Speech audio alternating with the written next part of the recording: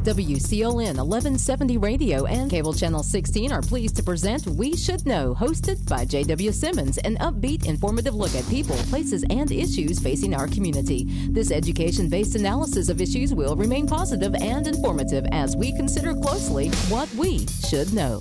Welcome back, ladies and gentlemen. Thank you for being with us today. We Should Know is on there. I'm J.W. Simmons, your host. Our guest today is Sergeant Jessica Byrd, Animal Control right here in Sampson County, and Anna Ellis, who is the director of the Animal Shelter here. Ladies, I want to thank you for being with us. It's like each and every year, I feel like we need to have this conversation. Jessica, as we've talked in the past, things are constantly changing in that world, what you face every day.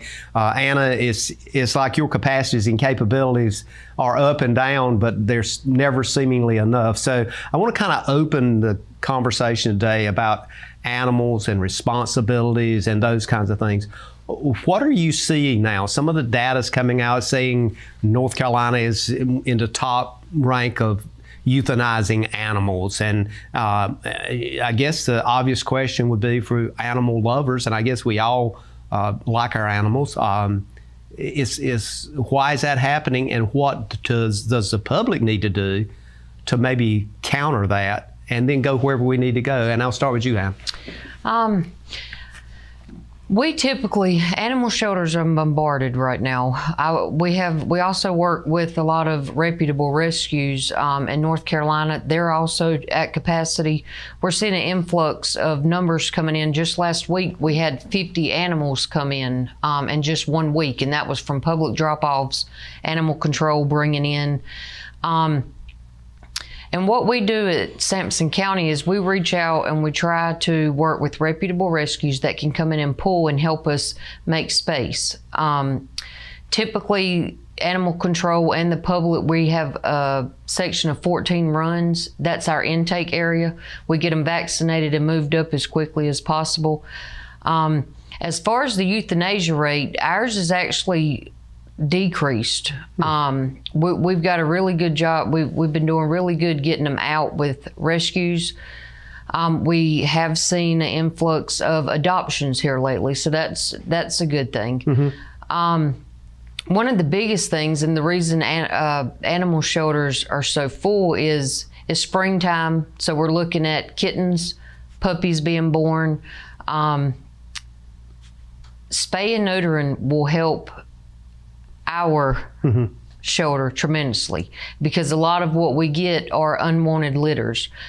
We typically get ones that are pregnant, strays that are pregnant, and then they come in the shelter pregnant and they have puppies within the shelter or kittens. But typically most of our calls are, well, my dog got pregnant, I can't get rid of the puppies, can I bring y'all the puppies? So we're seeing an influx of that recently. Do they look at the animal shelter as a place, as you just said, to get rid of those animals? They kind of look at that as, well, I've got that in the back of my mind and I'll take them there. And I guess that's a good thing, though. It's a good thing, but now we do stress to them when they drop puppies off. We say, well, where's the mom? Are you keeping the mom? Well, yes, I want to keep the mom. I said, well, then we stress that getting her spayed would fix all of those issues. There would be no more unwanted litters. She wouldn't go into heat. She wouldn't attract male dogs. So we do stress that, but unfortunately we can't require that. Now we can require spay and neutering if you come to adopt from us, but if someone comes in to reclaim, or if they're just dropping off unwanted litters, we at the shelter cannot require them to spay and neuter. But it is important, and it would benefit the shelter, the citizens, animal control. It would benefit everybody. Jessica, you've seen a lot in your career, and I know when you think back, there's all kinds of stories you could talk about. What do you see systemically that could be adjusted, or maybe that folks need to be aware of? Some people, I don't think they really understand they're part of that system, because when that animal either does something or doesn't do something, ultimately it ends up on your windshield, so to speak. Right. And I can definitely follow up with what Director Ellis said. The biggest issue that we see, and this is a stray animal problem, owned animal problem, it typically falls back to owner responsibility. So what's occurring is we get the calls of the stray dog, which is half and half. There's very few legitimately, when I say feral, they were born to the wild, have never been handled, don't know no human contact. That's very rare. What we typically deal with are owned dogs that are allowed to run at large. They have either been discarded, they are not, there is an owner, but they don't take responsibility enough to keep them confined. They get out, they get loose, and then we get a call, it's a stray dog. Typically, we arrive on scene, it's an overly friendly, healthy dog. That's not a stray dog, it's just more than likely a dog that has wandered away from its property. So to combat the overcrowding at the shelter, it always goes back down to the owner needs to be responsible. Spay, neuter. If you're not going to spay or neuter, you're going to have to confine the animal when you're not there to attend to it. Because what happens is, someone goes to their 8 to 5 job, they've never seen their dog leave their property, never had any issues, so they have no confinement, meaning their dog can come and go, as well as other animals that don't belong on the property can come and go. Then there's breedings, there's the animal getting into the highway, getting injured. So that's what influxes animal control, animal shelters, is that, again, the responsibility of the owner is maintain your animal. And again, if you're not in a breeding program, if you have no interest in breeding, go ahead and set aside that money when it's a puppy, when it's a kitten, a young animal, get it spayed or neutered. You'll decrease so many problems you have in the future. What's the typical cost on spaying and neutering now? Is it the 50, 100, or? And it's size-based. Yeah. So licensed veterinarians, and again, that's a procedure that requires general anesthesia, so it's based on the size. Oh, okay.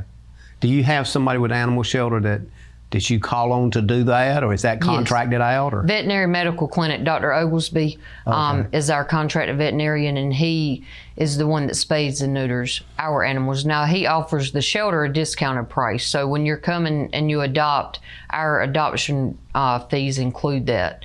But now if it's your animal, you're not going to get the discounted price. So you're looking at probably a little over $100, just depending on, like Jessica said, the size of the animal. So when that animal comes into the animal shelter, how do you determine what animals that you will have that expense give it to versus what animals that you think you might have to euthanize? Typically what we do, we give vouchers. So once they're adopted, it comes with the voucher that they would call Veterinary Medical Clinic to set up the appointment. So they're not spay and neutered when they leave, that you're looking at like your pit bull breeds, full-blooded breeds. I make sure that they're spay and neutered before they leave. Are there some states, Jessica, that does not allow pit bulldogs in certain breeds? There's states, townships, various entities, municipalities that do have breed bans. But I would say in general, there's certainly areas in the nation that have much more restrictive ordinances, things of that nature, which, you require pet licenses. If it's not a spayed or neutered animal, it's probably twice as much to license them. Those areas you see a decrease in problems. And I say that because when they have a stronger ordinance or a violation, if you don't abide by and be responsible, the violations are so much higher, and that's throughout the nation. Most of the northern states, New York, Pennsylvania, places like that, you see much more restrictive animal control ordinances and local laws. Yeah. What's the biggest challenge, and there's a lot of them that is talked about on a national and state level, but for you locally, when you look at your job, if you could say, I want to have something that people need to really think on, what would that challenge be? Because you face this on the other end. I mean, you gotta go out and pick up an animal sometime, and you're thinking, why is, And I can tell you, and it would not be a popular opinion, a leash law would be beyond about a great asset to any animal control entity, whether it's county, city, but a leash law, which is not ours is complaint based. So we have to receive a complaint on an animal to address with the owner to confine it. But if you have a set leash law, meaning if you own an animal, possess it, you're responsible for it, cannot leave your property. I think that would mute out a lot of issues. I think the tethering would too. That would help. That would benefit y'all, because a lot of the calls they get are dogs on tethers that can't either move broken around loose or yep. inhumanely tethered. So there's a difference between a tether, a leash, or being chained beside the road to a tree. So a tether law is one in which they either use any form to tie an animal to a stationary object. Then the other option, of course, would be kenneling. And that's where it's actually a constructed pen. The animal is not tied to anything. It's able to roam around in a kennel. So there are several, again, municipalities, cities, I don't know about whole states, but have banned tethering altogether. Which is back to that piece that we've discussed before with both you guys on here, is that behavioral aspect and the behavioral planning for an animal and how they're kind of encultured in the community. I want to kind of get into some of these big issues and look at the kind of the scrutiny, I guess, that media does not give sometimes to the animal kingdom and to your job and how important it is. We got a break coming up, and I'd like to maybe get into that a little bit in the sense of behavioralistic issues with animals. I know, Jessica, you're an animal owner, and of course you own animals that you don't own. You look after animals all day. Is the question coming back from break is more of one, what kind of behavioral traits, if someone's looking at a particular animal, should they consider prior to adopting that animal? What things should they look at maybe that that you could share that they wouldn't necessarily find on Google or something? And what has your experience taught you? So as we come back from break, I'd love to kind of get into that world, which most of the time people don't have time to talk about that. Ladies and gentlemen, we'll be back in a moment. We're talking with Sergeant Jessica Byrd, the Animal Control, and also the Director of the Animal Shelter, Anna Ellis. Call a friend and stay tuned. Providing fewer commutes, more backyard offices, and crystal clear meetings. Providing less, you froze up, and more presence in your presentations. Providing a better internet experience. Providing possible. You're out for an evening on the town. Finally a chance to relax and forget that you left your front door completely unlocked. Fortunately, you just installed a security system from Star Communications. With just your cell phone, you can check on your house, lock it down, light it up, and get back to relaxing. You forgot to put Buster in his crate. Unfortunately, we can't help with that. Security and automation from Star Communications. Call today to find out more. Most aging adults want to stay in their homes as long as possible. And as your loved ones get older, you want to support them, even when you can't be there.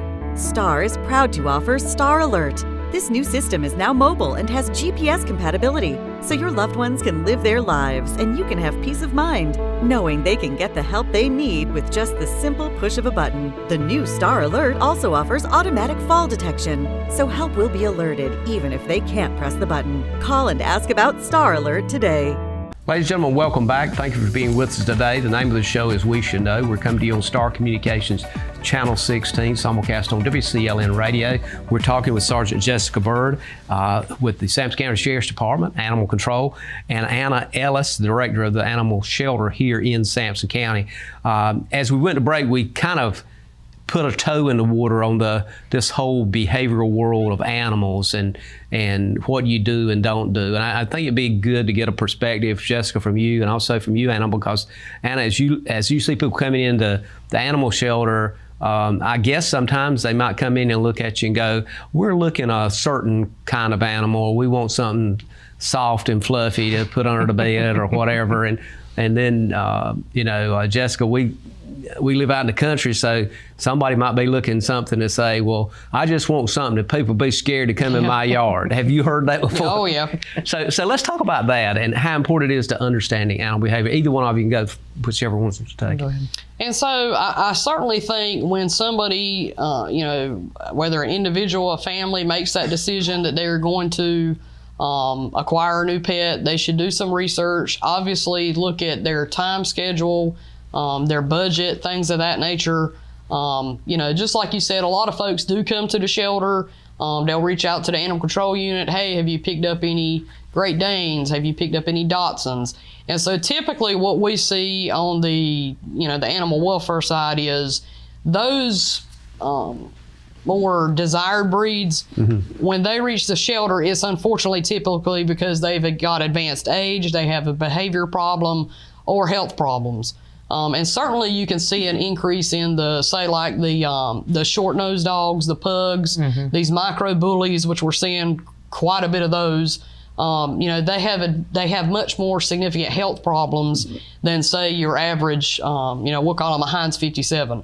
Or a Carolina dog, which is actually it's a mixed breed dog, and they're so prevalent in our state that they've named them Carolina dogs. So people have to decide, what are your capabilities? How can you keep them restrained? What size are you looking for? Obviously, most everything when they're born, they're itty bitty and they're tiny and they're cute. You don't want to then say, okay, I live in a one bedroom, one bath, and I'm going to end up getting a 120-pound dog.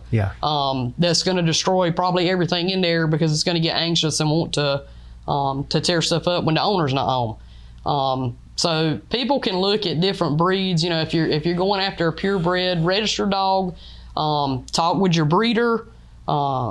Most reputable breeders will want to tell you, okay, this is the characteristics of my breed. These are their qualities. These are what they would be best suited for, and these are what they would not be suited for. Unfortunately, at the shelter setting, Director Ellis has the issue of folks coming in, are they house trained? Are they good with children? Are they good with other animals? And if their owner surrenders, typically we'll get that information as much as possible. But there are certainly breeds and animals that we get in, dogs, cats, that we have no history on. We have no idea how they're going to acclimate in an individual setting. We recommend, if you're adopting and you already have an animal, bring the animal with you, let them meet. Obviously, we do not temperament test with children. That's, it's just a safety risk. We can kind of secure them in a pen and have, a younger person be near, but we're certainly not just going to do a hands-on immediate interaction to determine that. That could be dangerous. But it's really something you need to establish, that to plan well ahead. You need to say, almost like, and having a child, you want to look at daycare, so you want to go do vet references. Again, talk with breeders. If you know somebody that has the breed, talk with them. Hey, what do you see common? What do you see going on with these breeds that might be an issue? That what's a benefit? And just have to really narrow it down to what best suits my needs.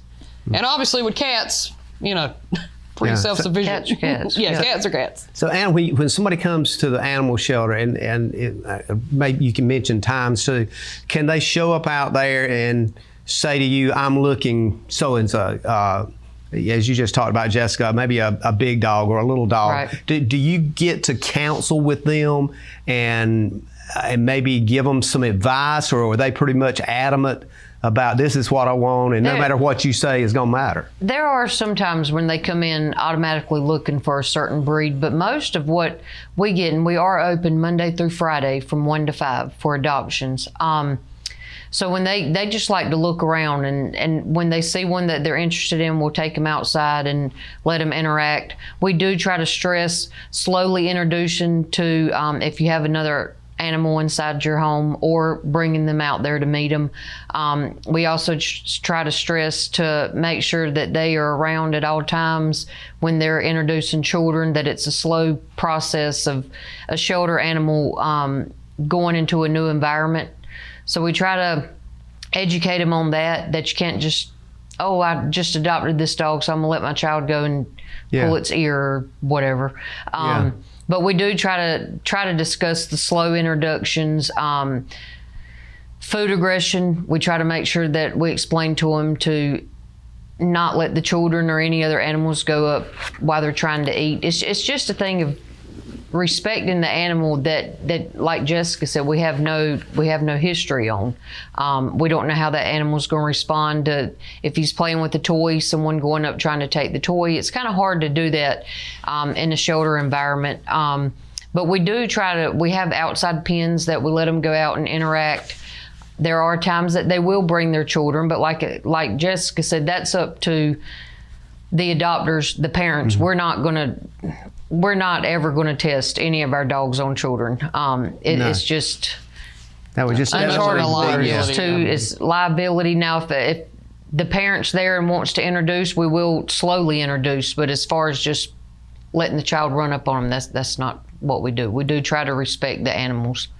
Is it just observation? I mean, I don't have any data or anything to back. It's a question. It's just give me your opinion and it's nothing else.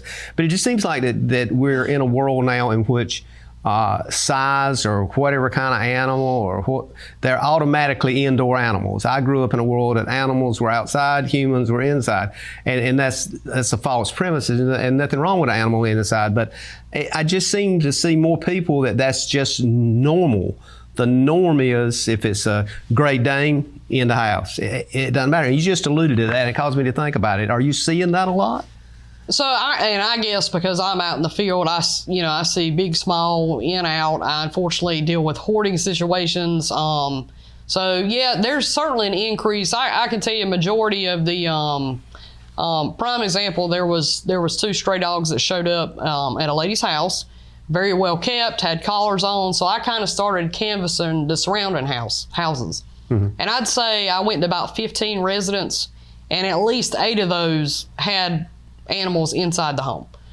So yeah, there's definitely an increase, and that's, again, is something you have got to look at your time and what ability you have to make sure if you're going to have a house pet that's not going to end up being destructive, that you have time to potty train. Those are things you have to take into account, because if not, what you certainly don't want to end up doing is adopting a pet, whether size-wise, that you just simply don't have the time and ability to train, and it's ended up being in a crate for, 10, 12 hours of the day. You want something that, if it's going to be a house pet, you can train it so that it's got a good life. And if not, then what happens is they ended up, okay, well, I love this dog. It's super cute. Can't keep it in the house. Don't have time to train it or keep it right. So then they put it outside. And then as time trickles on, the dog's kind of pushed back and forgotten. Mm-hmm. And then, we've had numerous conversations by that time. This dog's 2 years old. It's fully grown. And then you're, scrolling through social media or see a shelter post. Here's a cute puppy. And then we start the cycle again. And then what's very possible to happen is the older dog's going to end up being turned into Sampson County Animal Shelter. Mm-hmm. I mean, so it's kind of a cycle. And that's why I say, if you make that decision to bring an animal into your home, and understand they rely on the human being. Mm-hmm. These are not, these are highly domesticated. They're not self-sufficient anymore. They depend completely on their owner. So when you make that decision to bring a pet into your home, understand that that's a commitment for the entirety of the animal's life. Yep. So those are things to certainly think about and understand before you make that decision to be a pet owner. Anna, do you get a do-over if you go to the animal shelter and you get this white fuzzy dog and you keep it for about a week and it's not working? Do you get to bring it back and get a blue fuzzy dog or whatever other kind of? No, we actually do have, if you surrender an animal to the animal shelter, you cannot adopt for a year. That just prevents, like we said, the turnover. Trying to come in and you have a small dog, within a few months, now let me go turn in the older dog and get another puppy. We try to prevent that. So yes, if you surrender an animal to the shelter, then you can adopt for a year. And I think that's an important point to make, because it would be easy to say, like you're buying a car, I want to try this one out for a few days, and if I like it, I'll keep it. If not, I'll come back and try another model or something. And I will tell you, we've had some that come and drop off senior dogs, and they say, well, I want to surrender this one because it's old. Can I come in and adopt another one? And we said, no, you sure can't. Like it's some kind of utility or something. Yep. It's heartbreaking. It is, especially those senior dogs. I mean, it's pitiful watching them, and I mean, you can just see their whole demeanor change when that owner walks away from them. But we have seen it. We're fixing to go to a break, but I want to kind of put this in as a beginning for the next segment. I saw a news article recently, you might have seen it was national news. This person was putting a dog out, and there was apparently a spot, and it was not in North Carolina, but it was another state. There apparently was a spot that was frequently used to put dogs out and just drive off and leave. And so it showed the car and this pretty good sized dog to put the dog out, and the dog was running behind that car hard as it could. Yeah. And I know that breaks the heart of animal lovers. How do we work it where people are not inclined to do that kind of thing, as you just alluded to, that if I get tired of it, I can just turn around and get rid of it, or without advertising, or I'm going on vacation for a couple of weeks, so I'll leave it beside the road. So let's come back and talk about that. Ladies and gentlemen, we'll be back in a moment. We're talking about animal issues, things that maybe you thought about or wondered about, and the people that deal with it every day.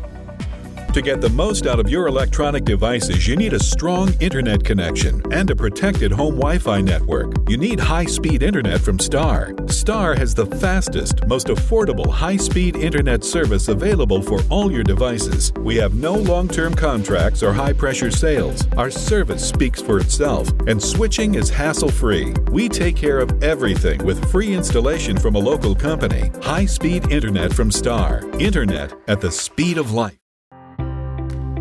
Just because something may work doesn't mean it's right for your business. Let Star Communications' knowledgeable consultants help you customize a hosted voice system that's right for you. Our dedicated experts work with you to understand your business needs and guide you at every step, from choosing and installing services to ongoing maintenance and support. Contact Star today. Welcome back, ladies and gentlemen. We're talking about animals. Often we look at it and consider it pets. And pets, we feel like we have choices, and you own animals. It's not something that's born to you. Well, hopefully not yet, but in this strange world we're living in, the identity of an animal becomes personal for us. And Anna, as we left, we were talking about the idea of folks being able to bring an animal back, a dog or a cat or something, and say it's not working out. I want to segue to Jessica. Do you get calls, Jessica, that people say, look, I got this dog 6 months ago and, it's just not working out. Can you come by and pick them up? Do you actually do that, or do you say, listen, you need to take it to, how do you work that? Because you got a tight schedule. So what we require is if they have the means and availability, I mean, they're physically capable and they have the transportation, as the owner, you must surrender it in person to the shelter. Mm-hmm. We make exceptions and we have certainly over the years have had some, and this is typically within the first 2 days, they get an animal from, say, not a vetted source, meaning not a breeder, not a shelter, not a rescue, just a online ad, bring it home, and it just, either it's food aggression, doesn't get along well with other animals, doesn't get along with children. We will make those exceptions if the person feels extremely, afraid to try to physically transport the dog at that point. The other side would be obviously the elderly, the immobile, or those without transportation. We would arrange transportation, but typically if it's your animal, you're going to be required yourself to take it and surrender it to the shelter. And it sounds like it gets back to what we were talking about a while ago, that idea of ownership and responsibility, the marriage of those two. Absolutely. And I know we were talking about earlier, as far as, I would like to try to get the misconception of that an animal shelter is a bad place. I don't consider us the pound. I consider us an animal shelter. Mm-hmm. And we have a loving staff out there that we care for. We medicate, we vaccinate, we get them ready for adopters. So it's not just, if it comes up where you can no longer care for your animal, bring them to the animal shelter. Mm-hmm. You do have those resources. Instead of dropping them off on the side of the road or leaving them I know, Jessica, we had a case, what was a couple of weeks ago, they just leave them tied up on the vacant lot. They move, leave them tied up on the vacant lot. I mean, there are resources. Bring them to the animal shelter. We would have a good success rate of finding them a home, finding them somewhere to go. And it's easier and better for the animal in the long run. Don't just abandon them. Yeah. Use your local animal shelter. And we are in the not state of North Carolina, it's a crime. I was just going to say, is that a penalty? Yes, animal abandonment is a general statute. So that animal tied up on the lot that the left could actually have been a chargeable offense. Yes, that's correct. Probably folks don't think about that or don't consider it, but you could get in serious trouble. I think the bigger issue is folks look at, I've got to take the time to call, and then I'd have to take the time out of my schedule to go drive it to the shelter. It's much easier just to unhook the collar and say, go. Or, like you indicated, take it down the road, made national news several times over. Yeah. With social media, we see more and more cases of they're simply throwing them out. They find dumping spots and they turn them out. And it's absolutely illegal. It's not something you should do. But it's just for people that espouse, and a lot of folks will say that they love their animals and they love animals. I mean, we got a lot of very aggressive groups out there to look after animals, but yet the people that just do that to animals is going totally against that philosophy. It's unconscionable why they would do that, again, with so many resources.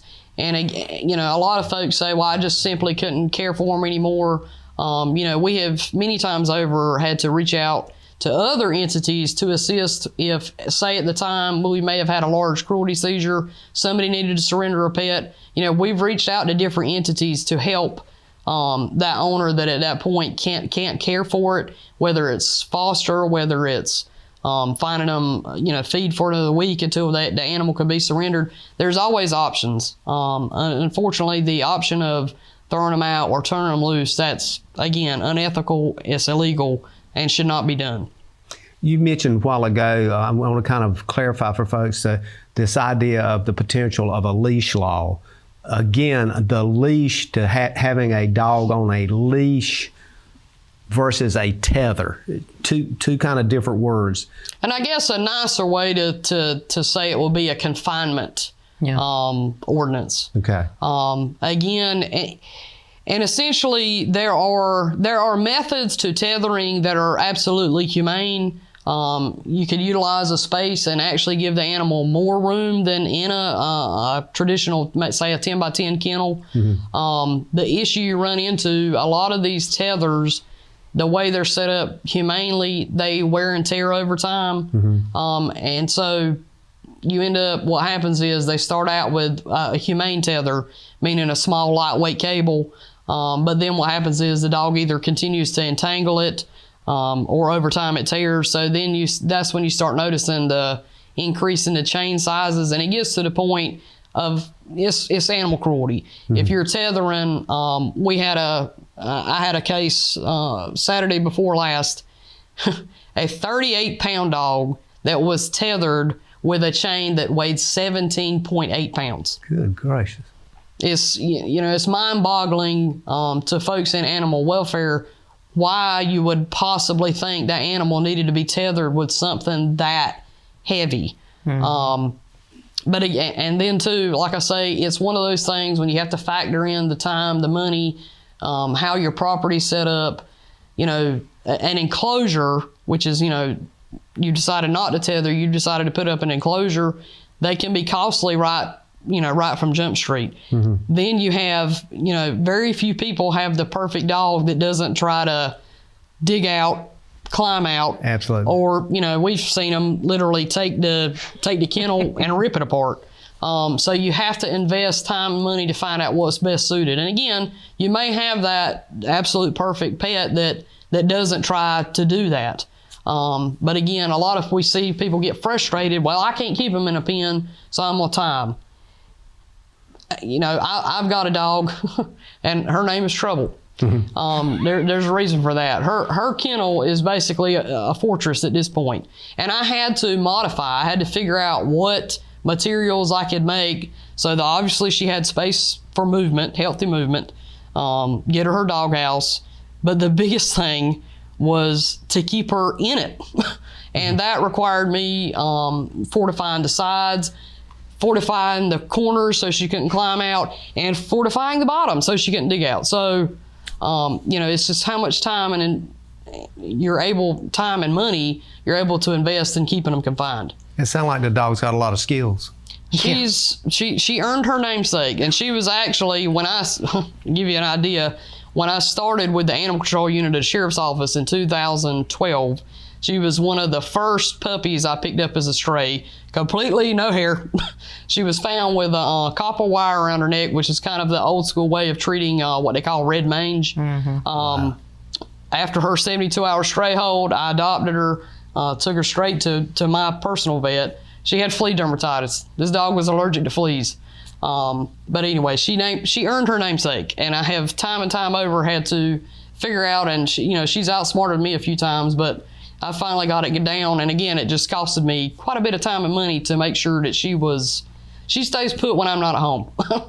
I think one of the biggest disadvantages too about tethering your dogs, is if another animal or another predator comes in the yard, you've got that fight or flight mode, and if they're tethered to something, they can't run away. I mean, they have to stand their ground and fight. I've seen, and not in North Carolina, but I've seen some stories where dogs have been tied and another dog comes in and attacks it and kills it on the chain. I mean, they can't run away if they're tethered. There's no barrier to keep the other animal. I mean, they're just tied, and that's just where they live their life. I mean, I just don't think that'd be a good life to live, in my opinion. It just struck me too, is dogs that, whether they're on tethers or leash, people that travel a lot, or it's the time of the year for vacation, so we're going to be gone for 5 days.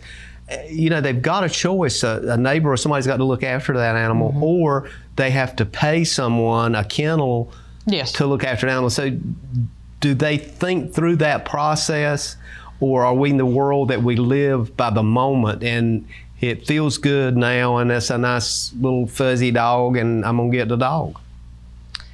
I don't. And is there a way we could know that? I mean, I don't know that there is, but as we're talking about it and folks are hearing this conversation today, maybe it'll kind of plant in their brain and think, we did have plans to go wherever, and we wanted to take the kids to see a dog, but what's the... Right. You follow me? I will tell you, I have 2 dogs inside, and I go on trips quite a lot, and I mean, it gets pricey boarding them at a vet, but Absolutely. That's my job as a pet owner, to make sure that they're taken care of while I'm gone. I think that is something that you need to take into consideration, is having to pay, like you said, pay somebody, or pay a boarding kennel, because they have to be taken care of while you're gone. Yeah, and I think with that, Jessica, sometimes if you get calls and that dog or that animal has destroyed something, or they are out, you don't necessarily know where the owner is. You just know that the house is empty. I mean, they didn't call and leave you a message, did they? No. But yet, when you get that call, you're the person that people call because they don't have to worry about it anymore. I called animal control. Mm-hmm. Absolutely. Well, and again, we try to provide the best service, but there are some scenarios that, it falls back, we're not going to be able to help. We're going to take a break and come back, and when we come back, I want to talk about some of the more exotic animals that you have seen, and we've talked about a little bit last year on this show, and some of the things that maybe you might have seen show up at the animal shelter, Anna, that you might have looked at somebody and said, well, we don't necessarily have a cage for that, or a way to look after it. So maybe give people an idea of what's happening out there. Ladies and gentlemen, thank you for being with us. We'll be back in a moment for the last segment. Call a friend and stay tuned. Experiencing slow internet? If you have a fast internet package, the problem is most likely your wireless router. With more devices using Wi-Fi, your wireless router may not be able to deliver the speed and coverage you need. We now have the leading solution to enhance your internet experience. Using small devices in a mesh network, these Wi-Fi appliances cover just about any size home, so that all your devices can operate to their fullest potential. Whole home Wi-Fi from Star Communications. Get the most out of your internet connection. Eastern North Carolina is a beautiful place. where we gladly choose to call home. And we strive to provide the best communications services. STAR is committed to improving communications to all our service areas because we want to improve the communities where we not only work, but also live. STAR Communications. We are neighbors serving neighbors. Star 16 is your channel for local announcements, event information, and scenic camera views from surrounding areas. Enjoy local programming such as At the Table and the We Should Know Show, along with other special community presentations. Star 16, bringing the local community to your living room.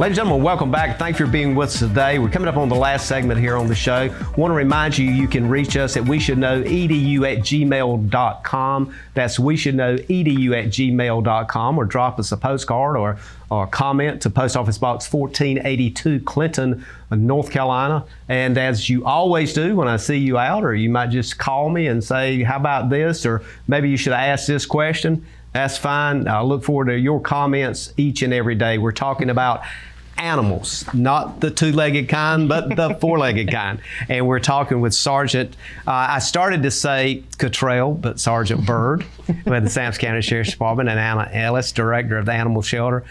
You guys have seen a little of it all, I'm sure, in your career. We have something in a category that's referred to as exotic animals. Now, there's a couple of ways I want to approach this, but I just want to kind of set this on the table and let's talk about it, because exotic animals are sometimes people unknowingly may not know it, but there's certain animals that they're just not supposed to have. So let's talk about that and what you've seen in your experience with animals that people think are pets.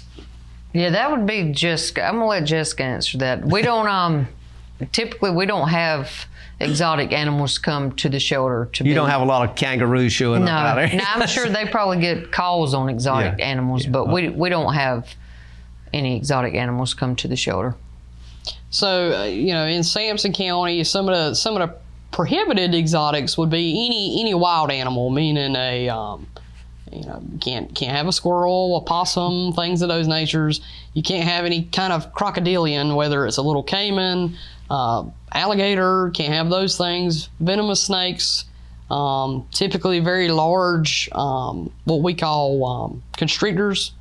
Primates, you can have a small primate, but you can't have anything over, I think it's around 25 pounds. We don't, when we really not, very fortunately, we have not had a lot of exotic pet calls. We've had a couple of wolf hybrids over the years. I'm pretty certain at one point we brought in a coyote mix I think so. dog as a stray.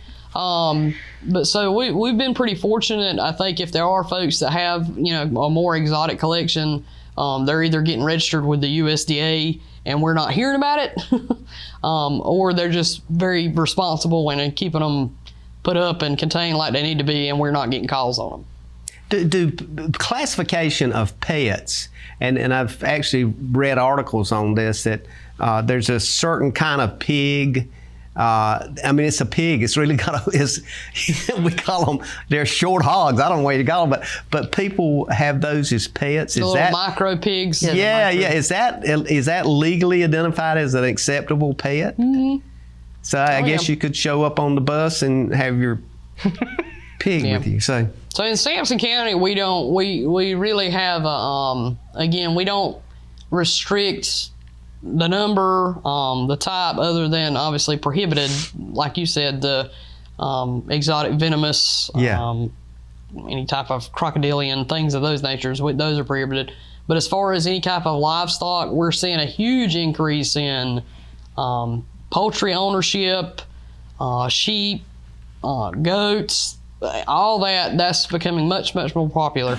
The micro pigs, as far as in the nation, have been kind of really that was a big thing. Yeah. And then you immediately saw several pig rescues That's correct. popping up. It's a very smart animal, but like with most breeds, just because it says micro or toy, there's not a guarantee that it's going to stay. I mean, you get these little piglets and they're teeny tiny, and then they blow up to 200 pounds because they're actually a Vietnamese potbelly pig. And then the person, oh wow, I was going to keep this in my house. Well, not anymore. Yeah. So yeah, typically when you see a really big push and influx in a popular new pet, it's not long thereafter you're seeing an influx in sanctuaries or rescue dedicated specifically for that type of animal. But you typically don't see that showing up at the animal shelter. We don't. Over the years, we've had some bearded dragons, some various birds, some... you did bring in a snake, I think. Yep, a little ball python. But most of the exotics are brought in by the bearded dragon's like a big lizard. Yeah, a little, well, I wouldn't say too big. They can get pretty chunky if you overfeed them. But they're kind of a smaller reptile, and they're definitely kept, house pets inside. And that's legal. Terrariums. Mm-hmm. Yeah, oh, okay. Yeah, and some of these things, you just don't think about unless something... hits your windshield and we don't know it unless the media picks it up. But knowing that kind of thing exists causes you, sometimes to just kind of ponder, and we don't know what our environment is. Has the influx of different people, we're seeing a lot of folks from different parts of the country and everything else coming into the area. Do you see different animals and different pets? And what I'm referring to now is a lot of, I don't know what you call it, but it's like birds fighting and all this kind of thing. Is that something that is still illegal, or is that still a game fight? Or right. So the fighting of roosters is certainly it's a felony in the state of North Carolina. Even possession of the paraphernalia used to fight them is illegal. I will say the issue with a law enforcement investigation is typically with those types of fighting rings. It has to be in progress almost to charge folks. I have, no doubt I've received several calls of, you'll see a residence, and there's several parts of Sampson County you can drive through and see multiple spots where there's anywhere from as little as 5, as much as 20 single cage roosters. Mm-hmm. And again, that would have to be a law enforcement investigation to determine, okay, is this someone who's got these for illicit purposes, or is this, somebody who's just adamant about the breed, raises chickens for a living, things of that nature. There's always that, there has to be that, either a call, an incident that actually occurs to cross that line. So these birds are actually, in I'm understanding that in the southern countries, that's seen as a big event. I mean, they bet on it. Oh, absolutely. They have that. So that comes as a cultural thing. If that being the case, is it maybe an education issue? I mean, do you see things that you feel like you need to just have a conversation? And I would almost say this day and time, without overstepping, most individuals in that world that are in the illicit world of fighting of animals, they know beyond a doubt that it's illegal. Oh yeah. They know it's not wrong. Something that and we frequently get calls if someone moves or they start acquiring a large number. And again, I'll give you it's a funny story to me. Investigated a gentleman. It was a call-in complaint. He probably had 40 roosters. Wow. And again, so with law enforcement, we can kind of do a, hey, if you voluntarily want to speak with me. And so I asked him, I said, why do you have all these roosters? He said, for the eggs. And really? Right. Well, wait a minute. What did I miss here? That's the thing. And I did. Again, it's comical, but I told him, I said, well, you need to go to Raleigh. I said, because you're going to make a lot of money. That's right. I said, because if you got male roosters laying eggs, I said, you got it made. I think my question would be, how much do you charge for one of those? Right. A rooster egg. There's little signs and indications that it's probably not somebody who has them as they're not a hobbyist, that they have them for illicit reasons. And then that's obviously, we would say, hey, report it to law enforcement, and we'll try to investigate it as much as we can. How extreme is the thinking that you've seen with people that feel like that exotic pet, I don't care what law says, that's my pet, whether it is a venomous snake or whatever it is. Does that extreme thinking exist in this area? Absolutely, and it actually crosses the line of a public safety issue, even if it's just that individual. If they don't understand the dangers of owning certain types of highly regulated and restricted animals that you have to essentially have a license from the USDA to keep, it's hard for us to educate somebody when they have that mindset that that's the best pet in the world and they would never cause any harm to themselves or to the public were they to get out. And if somebody wanted to call you and say, they're thinking about a certain kind of animal, could they call you and just have a conversation with you and say, how would this be and explain their lifestyle? How would this Absolutely. And like I said, you can call Monday through Friday, 1 to 5, 910-592-8493. In the morning time, staff is cleaning, getting ready for us to open at 1 o'clock. So our phone line's open. They're open from 1 to 5. Okay, 592-8493. Yep. They can reach you. Jessica, and this is a question I think I'm asking, it's already been answered, but you would rather them call her and talk to her about that rather than call you after they get the animal and say, can you come and pick up the animal? Right. And if they call you, they can call, 911 or 910-592-1151. That's our 1151. Dispatch. And obviously, no problem with the domestics. If they want to call an animal control officer regarding livestock or a unique animal, we certainly have no issue taking the time to explain the requirements and the needs that that animal would have to have, especially to be kept and owned in Sampson County. And we didn't get into something you just mentioned, is you also deal with horses and other animals that have been not cared for and not fed. And in other conversations, you've told us about things where you've actually had to move those animals. Right. A large scale, sometimes we've, in the past, 64 horses seized, 111. But again, livestock is a lot more money and space you need to keep. Well, I certainly want to thank you, not from just me, but everybody, on the jobs that you do and the fact that you're willing to do what you do. This is always an informative conversation each and every time we sit down and have it. I often get calls from folks and they say, I remembered something about something from last time, but I forgot whether I should do this, that, or the other. I think the big thing is that maybe, Jessica, in the future, we'll have a leash law, and maybe that's something that the commissioners and public health will look at. So I want to thank you for being with us. We look forward to having you back. Thank you. Ladies and gentlemen, thank you for being with us today. And each and every week, we're here on Tuesdays, Thursdays, and bringing you different information and different folks of expertise in different areas. We look forward to seeing you again next week right here, and may God bless. Thank you for tuning in to this week's episode of We Should Know with host J.W. Simmons. If you have a question, comment, or suggestion regarding this or any episode, please send your emails to weshouldknowedu@gmail.com. And remember to tune in every Tuesday at 2:30 for another informative episode of We Should Know.